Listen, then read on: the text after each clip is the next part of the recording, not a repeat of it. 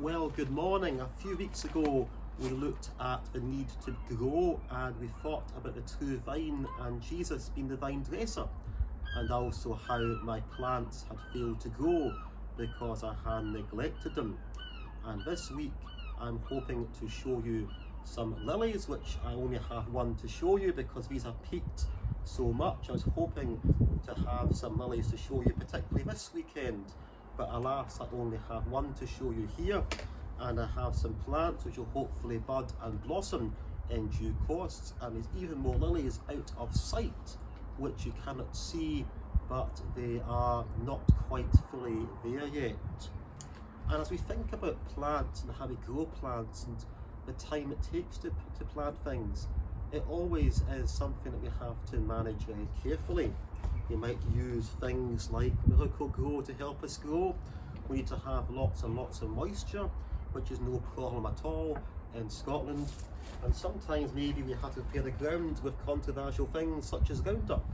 All these things are very, very important as we think about the growth, the time we plant things, the time that we plant the bulbs.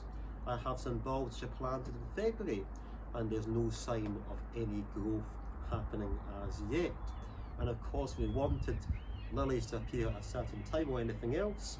These haven't because they appeared a bit too early. But preparation is always very important for when we grow things.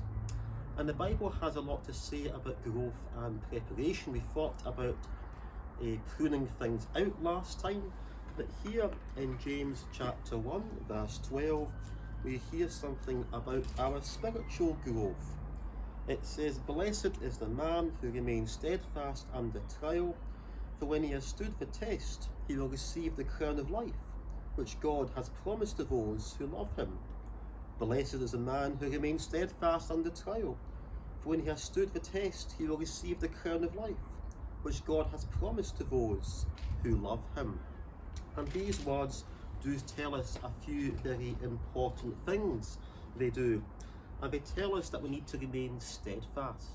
Most of us are trying to persevere with our gardens. At this time here in Alloa, we have lots of rain and we have lots of sunshine too. And most of our lawns are not looking too good unless we keep on top of it. And it's difficult to find a dry time as well to be able to do these things as well as do the rest of our gardens and the rest of life. It's very difficult to do that. But we're told to remain steadfast, we're told to persevere, even under times of trial.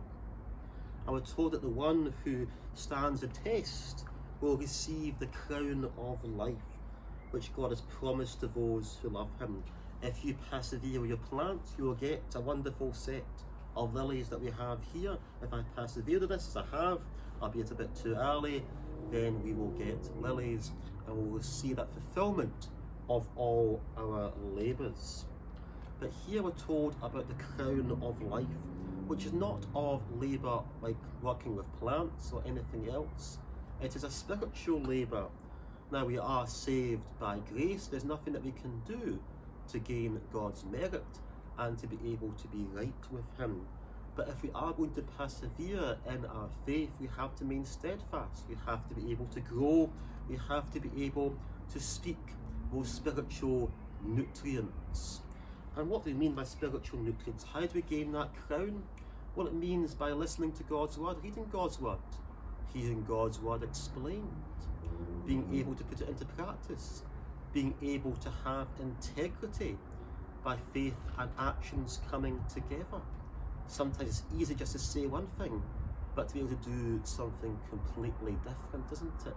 It's easy to say things, difficult to put them into practice. And when the heat is on, when we are in the frying pan, when we are into these times of trial, then it becomes even harder.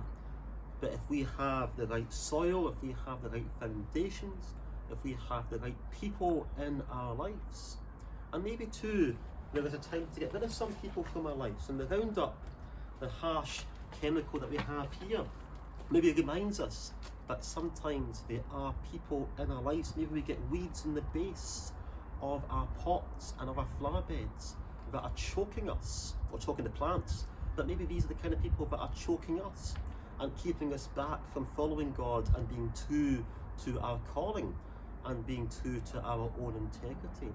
All these things have to be thought about. But ultimately, I want us to be reminded here to say that we can be steadfast under trial. Can we say that? Can we have examples of that by our own nutrients, by our own faith and works, and by looking to God's word? And are we able to gain that crown of life? Not everyone gets that crown of life, but we're told of those who persevere. It's the case that everyone goes to heaven and everyone receives God's acceptance.